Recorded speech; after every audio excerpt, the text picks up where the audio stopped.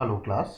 आज की क्लास में हम डेटाबेस मैनेजमेंट की एसक्यूएल क्वेरीज देखेंगे। तो सबसे पहले हम देखते हैं अल्टर कमांड।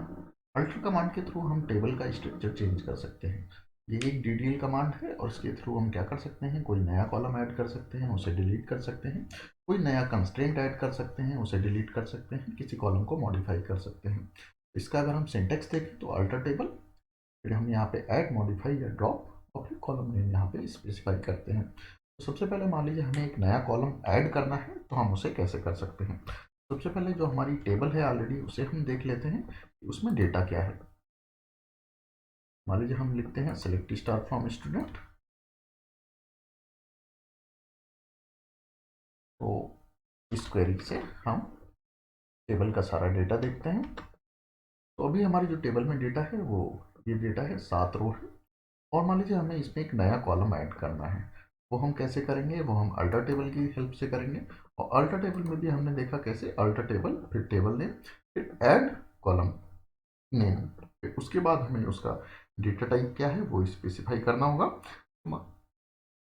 तो मान लीजिए हमें स्टूडेंट ने कितनी फी पे की, वो हमें एक कॉलम ऐड करना है। तो हम कैसे करेंगे, अल्टर टेबल स्टूडेंट ऐड, फिर हमें जो कॉलम का नाम है *_ फी पेड, मान लीजिए कॉलम का नाम है। फिर उसका डेटा टाइप क्या है, .7,2।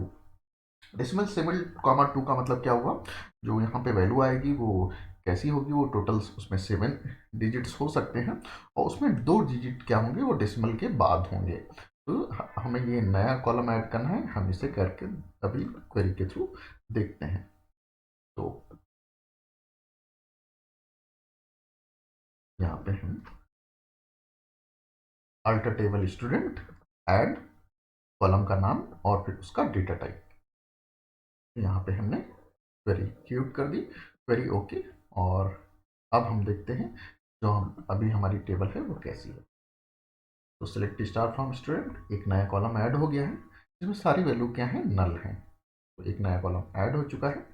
और इसको हम और कैसे चेक कर सकते हैं, इसका डेटा टाइप अगर हमें चेक करना है तो हम DESC और स्टूडेंट, डिस्क्राइब स्टूडेंट हमने लिख दिया टेबल का नाम। यहाँ पे एक *_ पेड जिसका डेसिमल 7,2, वो वैल्यू यहाँ पे हमारी कॉलम आ चुका है। तो इस तरीके से नया कॉलम आ गया है और उसका डेटा टाइप भी हमने चेक कर लिया। इस तरीके से हम नया कॉलम ऐड कर सकते हैं। तो यहाँ पे हमने देखा कि हमने टेबल का डेटा देखा, उसको डिस्क्राइब किया। अब मान लीजिए हमें क्या करना है, इसमें मान लीजिए अभी जो सारी नल वैल्यूज आ रही हैं, हम इसमें कुछ डेटा इंसर्ट कर देते हैं। तो कुछ लिमिटेड रो के लिए डेटा इंसर्ट करते हैं ताकि बाकी में नल रहे और ये हमें आगे की क्वेरी में काम भी आएगा। तो हम कुछ मान लीजिए 4 रो में केवल डेटा इंसर्ट करते हैं। तो इंसर्ट करने के लिए हमने देखा था, जब हमें पूरी नई रो इंसर्ट करनी होती है तो हम इंसर्ट इनटू कमांड का यूज करते हैं। लेकिन अगर हमारी रो ऑलरेडी है वहाँ पे और उसमें हमें किसी वैल्यू को मॉडिफाई करना है तो हम अपडेट कमांड का यूज करते हैं। यहाँ पे रो तो ऑलरेडी है, तो हमें केवल एक उसकी वैल्यू चेंज करनी है, जो अभी नल आ रही है उसके करस्पॉन्डिंग हमें कुछ वैल्यू वहाँ पे इनपुट करनी है। तो हम यहाँ पे कौन सी, अपडेट कमांड का यूज करेंगे। तो अपडेट कमांड के थ्रू मान लीजिए हम 4 स्टूडेंट का fee paid update student set equal to हमने जो भी वैल्यू दी और उसकी आईडी हमने वहाँ पे मेंशन कर दी। तो 4 स्टूडेंट्स का मान लीजिए हम डेटा अपडेट कर रहे हैं, तो उनकी 4 की हम यहाँ पे फी पोस्ट कर सके। यहाँ पे 4 हमने क्वेरी एग्जीक्यूट कर दी। अभी हम देखते हैं कि जो हमारा डेटा था वो कैसा दिख रहा है। सेलेक्ट स्टार फ्रॉम स्टूडेंट, यहाँ पे 4 स्टूडेंट का जो हमारा डेटा था वो यहाँ पे आ गया है फी में, और 3 में अभी भी क्या है, नल है।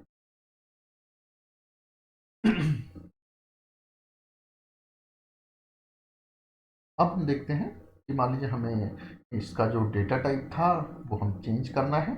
हमें अभी हमने जो नया कॉलम ऐड किया था अभी वो .7,2 था। मान लीजिए हमें वो चेंज करके 8,2 करना है। उसके लिए हम कैसे करेंगे, तो अल्टर टेबल, टेबल नेम और फिर उसके बाद मॉडिफाई, मॉडिफाई फिर कॉलम नेम और फिर नया डेटा टाइप। तो अभी हम .8,2 कर देते हैं उसे। यहाँ पे हमने किया 8,2। अब हम देखते हैं DESC स्टूडेंट। तो यहाँ पे हमने जब देखा तो अभी क्या हो चुका है, स्टूडेंट अंडरस्कोर फी पेड अभी क्या हो चुका है, डेसिमल 8,2 हो चुका है। तो इस तरीके से हम यहाँ पे डेटा टाइप को मॉडिफाई कर सकते हैं। अब मान लीजिए हमें ये नया कॉलम जो हमने ऐड किया था उसे रिमूव भी करना है, तो उसको हम रिमूव कैसे कर सकते हैं, तो अल्टर टेबल, टेबल नेम, फिर ड्रॉप, यहाँ पे कॉलम हम लिख भी सकते हैं, ना भी लिखें तो भी माइस्क्ल में चलता है। तो अल्टर टेबल, टेबल नेम और ड्रॉप इस टू अंडरस्कोर फी पेड, केवल इतना भी लिख देंगे तो यहाँ पे जो हमारी ये नया कॉलम था वो डिलीट हो जाएगा। हमारा नया कॉलम कौन सा था, ये वाला कॉलम था, वो कॉलम यहाँ से हट जाएगा। लेकिन अभी हम उस क्वेरी को एग्जीक्यूट नहीं कर रहे हैं क्योंकि ये कॉलम अभी आगे काम आएगा। लेकिन क्वेरी क्या होगी, अगर डिलीट करनी है तो alter table, table name, student और फिर ड्रॉप और कॉलम नेम। तो ऐसा करते ही हमारा कॉलम वहाँ से ड्रॉप हो जाएगा। हम देखते हैं एग्रीगेट फंक्शंस। तो एग्रीगेट फंक्शन हम यहाँ पे देखेंगे सम, एवरेज, मैक्स, मिन और count. Aggregate function are use to implement calculation based on a particular column. तो किसी पर्टिकुलर कॉलम पे हमें कुछ कैलकुलेशन करनी होती है, उसके लिए हम एग्रीगेट फंक्शन का यूज करते हैं। तो अभी तक हम जो भी देख रहे थे वो सारी सिंगल रो के हम देख रहे थे, लेकिन हमें मल्टीपल रोज पे हमें यहाँ पे काम करना है किसी पर्टिकुलर कॉलम में। उसके लिए हम एग्रीगेट फंक्शन का एग्रीगेट फंक्शंस का यूज करेंगे। और ये क्या होंगे, एक सिंगल वैल्यू रिटर्न करते हैं। अब थोड़ा देख लेते हैं नल क्या होता है इसमें माइस्क्ल में। तो in SQL null means that data does not exist, data वहाँ पे एग्जिस्ट नहीं करता, तो हम वहाँ पे क्या लिखते हैं, नल। तो null does not equal to zero. Null का मतलब जीरो नहीं होता है, क्योंकि जीरो तो एक वैल्यू होती है, लेकिन नल का मतलब क्या होता है, नल का मतलब होता है कि कोई वैल्यू है ही नहीं। तो नल और जीरो दोनों डिफरेंट चीज़ें हैं। एग्रीगेट फंक्शन सच एज सम, काउंट, एवरेज, मैक्स, मिन, एक्सक्लूड नल वैल्यूज। ये सारे फंक्शन जो हमारे एग्रीगेट फंक्शंस हैं, ये हमारे नल वैल्यू को कंसिडर नहीं करते। अभी हम इन्हें आगे भी देखेंगे। तो सबसे पहले हम देखते हैं सम। तो मान लीजिए अभी जो हमारी यहाँ पे टेबल थी, इसमें अगर हमें निकालना है कि सभी स्टूडेंट्स ने टोटल कितनी फी पे की, तो टोटल हमें कैसे निकालना होगा, this plus this plus this plus this. तो इन चारों का हम सम कर देंगे तो वो हमें सम मिल जाएगा। तो हम यहाँ पे एसक्यूएल क्वेरी के थ्रू कैसे करेंगे, सिलेक्ट सम, और फिर यहाँ पे ब्रैकेट में हम कॉलम नेम हमने स्पेसिफाई कर दिया फ्रॉम स्टूडेंट। ये हमारा कॉलम नेम हो गया, तो हमने सम के ब्रैकेट में लिख दिया। तो इस कॉलम में जो भी वैल्यू जा रही है उनका सम हमें दिख जाएगा। तो select sum is two underscore fee paid from student. तो सारे स्टूडेंट ने जितनी फी पे की वो हमें दिख जाएगी। हम यहाँ पे मैनुअली भी कैलकुलेट कर सकते हैं, और हम एसक्यूएल क्वेरी के थ्रू इसको करके देखते हैं। सिलेक्ट सम, तो ये हो गया 1742.98। तो ये हमें वैल्यू मिल गई। अब हम इसी तरीके से एवरेज निकाल सकते हैं। एवरेज में अभी हमने देखा जो भी हमारे ये एग्रीगेट फंक्शंस हैं वो क्या है, वो नल वैल्यू को कंसिडर नहीं करते। तो सम ये हो गया हमारा, और सम हमने इनका निकाल लिया, और हम एवरेज निकाल लें। एवरेज में ये नल को कंसिडर नहीं करेगा, तो एवरेज किनका निकालेगा, ये जो सम निकला डिवाइडेड बाई 4। तो अभी हम सम देख लेते हैं। सम हमने देख लिया, अब हम एवरेज देख लेते हैं। एवरेज में मैंने पहले बताया वो जो नल वैल्यूज हैं उनको कंसिडर नहीं करेगा। तो यहाँ पे जो हमारा एवरेज है वो आ गया 435.745। अब इसी तरीके से मैक्स देख लेते हैं। अगर हमें मैक्स निकालना है, उस कॉलम में मैक्स वैल्यू कितनी है, तो हम मैक्स फंक्शन का यूज कर सकते हैं। तो यहाँ पे मैक्स अगर हम देखें तो फी कितनी है, 1000.50। ये हमारी मैक्स वैल्यू है। हम इसे अगर प्रिंट करना है, select max is two underscore fee paid from student. तो ये हमारी मैक्सिमम वैल्यू आ गई। इसी तरीके से अगर हमें मिन निकालनी है कि मिनिमम वैल्यू कितनी है, तो उसके लिए हम मिन का यूज करेंगे, select min is two underscore fee paid from student. तो हमें मिनिमम वैल्यू देख लेते हैं कि मिनिमम वैल्यू यहाँ पे कितनी थी। मिनिमम वैल्यू यहाँ पे क्या थी, 98.73। हम यहाँ पे क्वेरी एग्जीक्यूट करते हैं, तो हमारी आ गई मिनिमम वैल्यू 98.73। यहाँ पे हमें वैल्यू मिल गई। और अब हम देखते हैं काउंट। तो काउंट का जो यूज होता है उसके लिए हम कितनी वैल्यूज हैं उनको काउंट करने के लिए कर सकते हैं, या कितनी रो हैं उसको काउंट करने के लिए कर सकते हैं। तो ये भी काउंट फंक्शन जो है हमारा, अगर हम वैल्यूज को काउंट कर रहे हैं किसी पर्टिकुलर कॉलम में, तो उसमें ये नल वैल्यू को कंसिडर नहीं करेगा। तो अगर हम लिखते हैं select count is two underscore fee paid from student, तो जो हमारी stu underscore fee paid column है उसमें 4 वैल्यूज हैं और 3 क्या है, नल हैं। तो ये हमारा क्या देगा, 4, क्योंकि नल वैल्यू को कंसिडर नहीं करेगा। लेकिन मान लीजिए हम लिख देते हैं select count star from student, तो ये हमें टोटल नंबर ऑफ रोज देगा। तो select count underscore fee paid हम फ्रॉम स्टूडेंट इसे एग्जीक्यूट किया तो हमारी वैल्यू कितनी आई, 4। लेकिन हम सिलेक्ट काउंट स्टार करते हैं तो काउंट स्टार ये हमें total number of rose in that table देता है। तो इसको हम एग्जीक्यूट करते हैं तो ये हमें क्या देगा, 7, क्योंकि टोटल हमारी रो कितनी है, 7। अब हम देखते हैं अपडेट कमांड। अपडेट कमांड अभी हमने थोड़ी देर पहले भी देखी थी। तो अपडेट इंसर्ट का यूज करते हैं हम अगर हमें कोई नई रो इंसर्ट करनी है। लेकिन अगर कोई ऑलरेडी एग्जिस्टिंग रो हमें है और उसका डेटा हमें चेंज करना है तो उसके लिए हम अपडेट कमांड का यूज करते हैं। तो इसको हम देख लेते हैं। इसका जो this command is use to implement modification of data values. तो डेटा वैल्यू को चेंज करने के लिए हम अपडेट कमांड का यूज करते हैं। अल्टर टेबल का यूज कर रहे थे हम टेबल का स्ट्रक्चर चेंज करने के लिए। लेकिन अगर हमें डेटा चेंज करना है उसके लिए हम अपडेट कमांड का यूज करते हैं। तो इसका जो सिंटेक्स है, अपडेट टेबल नेम और फिर यहाँ पे अपडेट के बाद टेबल नेम आएगा, फिर सेट कॉलम नेम और उसकी जो हमें वैल्यू चेंज करनी है और फिर वेयर कंडीशन। तो मान लीजिए जो हमारा स्टूडेंट आईडी ये है 50023। अगर हम देख लें 50023 कौन सा स्टूडेंट है हमारा, ये आशीष कुमार। हमें इसकी फी अभी क्या है, 98.73 है और उसको हमें चेंज करके 100 करना है। और तो इसके लिए हम क्या करेंगे, इसके लिए जो हम क्वेरी एग्जीक्यूट करेंगे, update student set stu underscore fee paid is equal to 100 where stu underscore I D is equal to, तो जिस आईडी की भी हमें चेंज करनी है वो हम यहाँ पे मेंशन कर देंगे। तो मान लीजिए ये हमें इस आईडी की चेंज करनी है 50023 की। तो अभी वो वैल्यू हमारी 98 थी, अभी हमें उसे क्या कर देना है, 100 कर देना है। तो एक क्वेरी हम एग्जीक्यूट करके देखते हैं।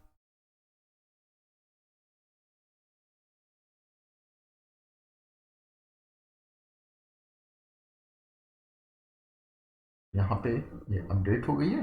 हम देखते हैं सिलेक्ट स्टाइल।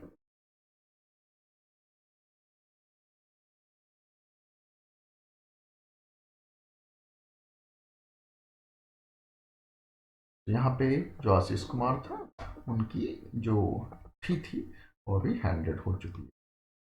इस तरीके से अपडेट कमांड का हम यूज करते हैं।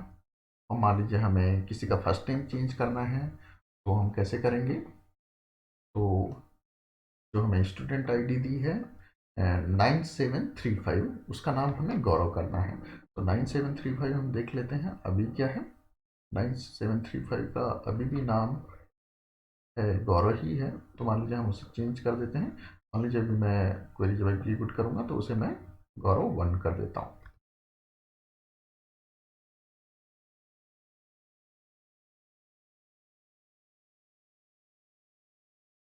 यहाँ पे जब मैं क्वेरी एग्जीक्यूट करूँगा तो गौरव की जगह गौरव 1 मैंने कर दिया।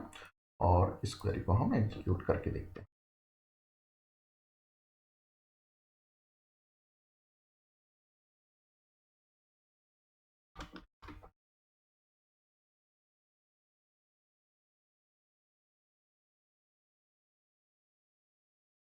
क्वेरी एग्जीक्यूट हो गई है। अब हम टेबल का डेटा देख लेते हैं। तो इसमें अभी जो नाम था वो गौरव 1 हो गया है। इस तरीके से हम अपडेट कमांड का यूज करते हैं। टेबल में हम किसी डेटा को अपडेट करना है तो उसके लिए हम अपडेट कमांड करते हैं। अब देखते हैं ग्रुप बाई। तो group by clause is used along with select statement. तो अगर हमें कोई मल्टीपल जो डेटा है तो ग्रुप्स में अरेंज करना हो, मान लीजिए कि बहुत सारे स्टूडेंट हैं कंप्यूटर साइंस के, उनका एक ग्रुप बनाना है। तो मान लीजिए where stream is equal to computer science, तो जिनकी भी कंप्यूटर साइंस स्ट्रीम आ रही है उनको हमें एक ग्रुप बना के उस पर कोई कंडीशन लगानी है। तो उसके लिए हम ग्रुप बाई का यूज करते हैं। Group by clause is used along with select statement to arrange identical data into groups. जो हमारा आइडेंटिकल डेटा है उसको हम ग्रुप्स में अरेंज कर सकते हैं। This clause is use whenever aggregate functions by group are required. तो जब हम उनका ग्रुप बना देंगे फिर उस पर हम कुछ एग्रीगेट फंक्शंस अप्लाई कर सकते हैं। एग्रीगेट फंक्शंस अभी हमने पहले ही देख लिए, जो हमारे सम, एवरेज, मीन, मैक्स और काउंट। तो इस तरीके से हम पहले ग्रुप बनाते हैं और फिर उन पे एग्रीगेट फंक्शन अप्लाई करते हैं। तो मान लीजिए हमें यहाँ पे जो हमारी टेबल का डेटा है, ये डेटा है, तो मान लीजिए हम सिटी का ग्रुप बनाते हैं। तो सिटी में क्या क्या है, दिल्ली है और नोएडा है और गाजियाबाद है। दिल्ली के कितने स्टूडेंट हैं, 3। नोएडा के कितने स्टूडेंट हैं, 2। और गाजियाबाद के कितने स्टूडेंट हैं, 2। तो मान लीजिए हम ग्रुप बाई करते हैं सिटी से, तो सिटी का ग्रुप बन जाएगा और select stu underscore city comma count star. तो हमें मान लीजिए ये दिखाना है कि हर सिटी के कितने स्टूडेंट हैं। तो दिल्ली के 3 आने चाहिए और गाजियाबाद से 2 आने चाहिए और नोएडा से 2 आने चाहिए।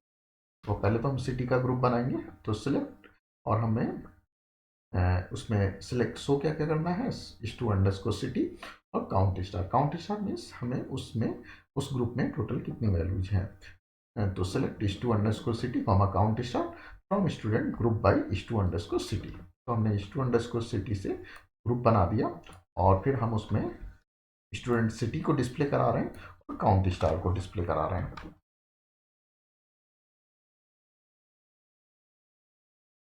तो दिल्ली के करस्पॉन्डिंग 3 वैल्यू आ गई, गाजियाबाद 2 और नोएडा 2। इस तरीके से जो हमारी, अब हम देखते हैं कि display sum of fee for each city. तो हर सिटी वाइज कितनी फी पे हुई वो अगर हमें निकालनी है तो हम कैसे निकालेंगे। तो उसमें मान लीजिए हमें सिटी पहले दिखानी होगी और उसके करस्पॉन्डिंग फी कितनी पे हुई वो हमें दिखानी होगी। और select stu comma city comma sum, sum ये एग्रीगेट फंक्शन हो गया और कितनी फी, जो कॉलम था उसका नाम हमने फी वाले कॉलम का नाम दे दिया। और फिर from student group by two city, यहाँ भी हमें ग्रुप सिटी वाइज ही बनाना है तो हमने ग्रुप बाई टू सिटी कर दिया। तो यहाँ पे हमें इस टाइप का डेटा मिल जाएगा।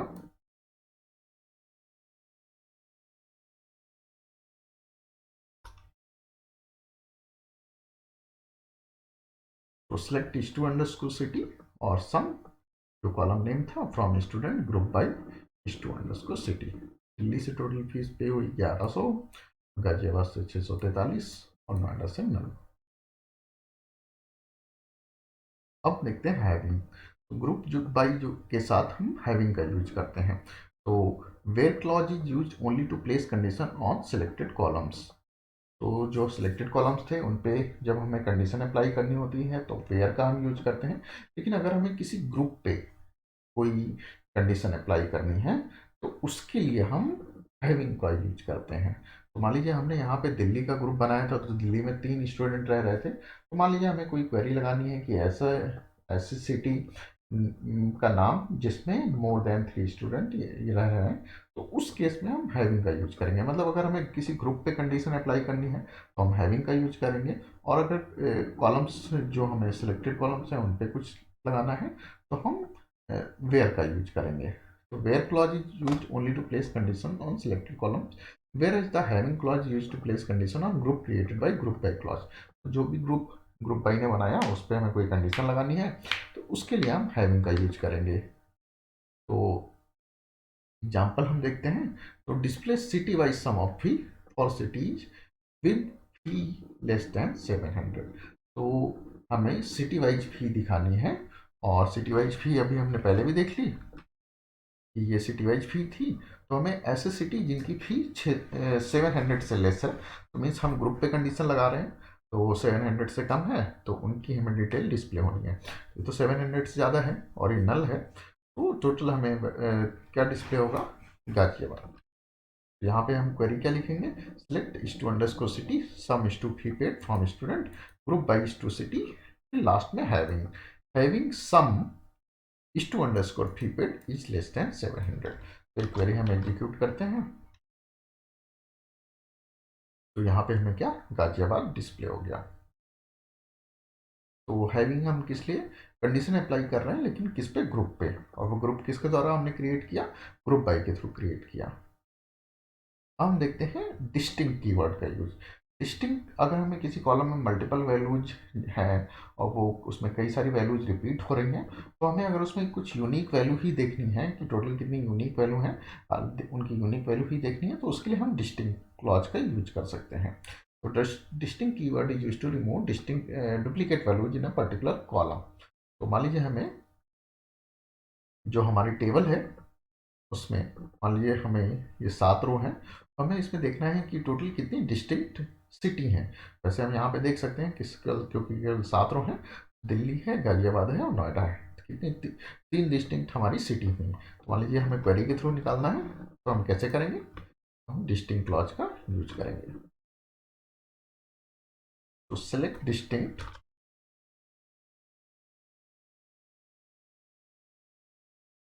तो select distinct is two underscore city from student. तो हम यहाँ पे इस टू अंडरस्कोर सिटी के पहले केवल क्या डिस्टिंक्ट लिखे दे रहे हैं। तो हमने अप्लाई किया, तो यहाँ पे is two underscore city Delhi, Ghaziabad, Noida, ये तीनों हमारी यहाँ पे डिस्प्ले हो गई।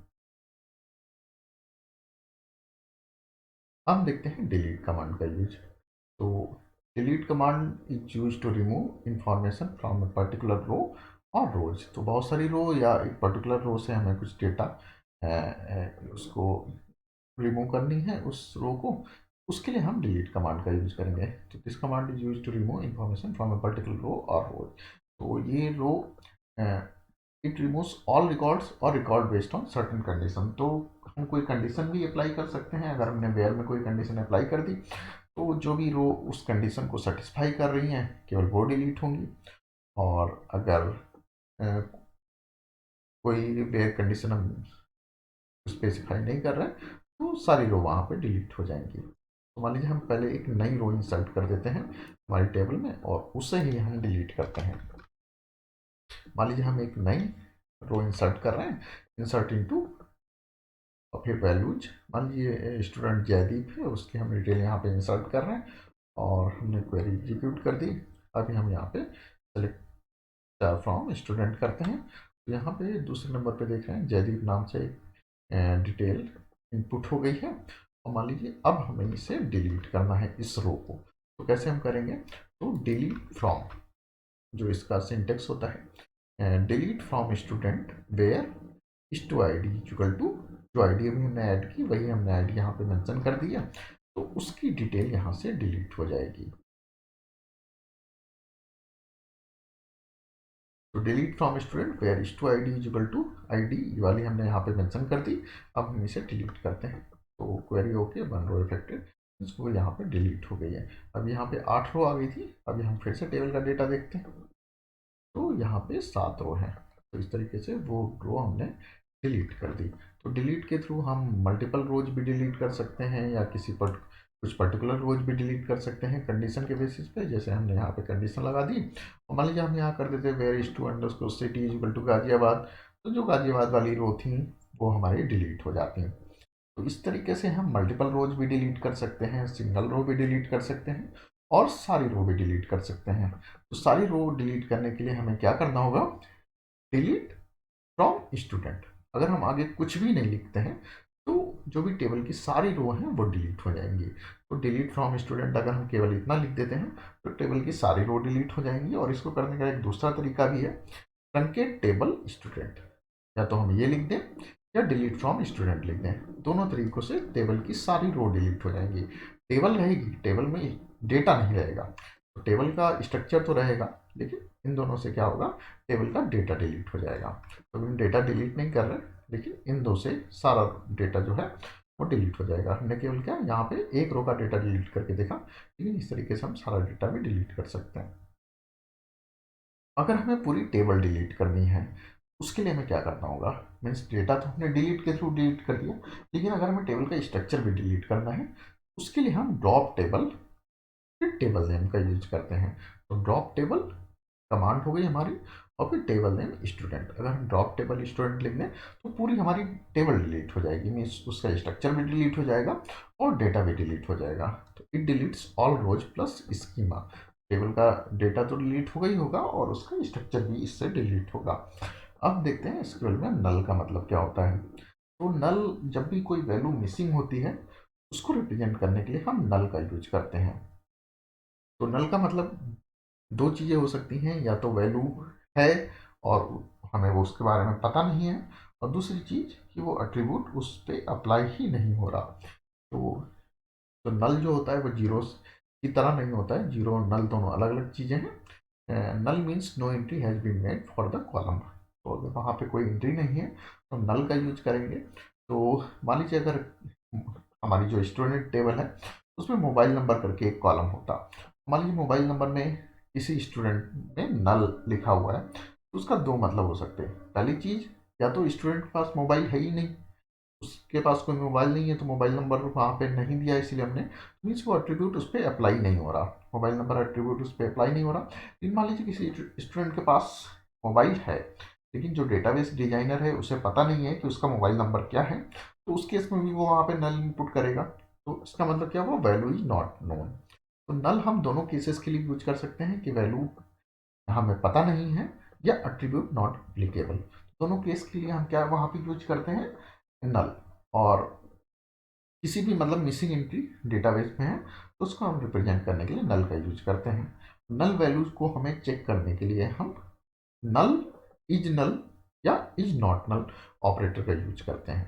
तो हमें चेक करना है कि वैल्यू नल है या नहीं है, उसके लिए हम क्या यूज करेंगे, इज नल और इज नॉट नल। तो यहाँ पे अगर हम देखें तो स्टू अंडरस्कोर फी पेड जो हमारा कॉलम है उसमें तीन वैल्यू नल हैं।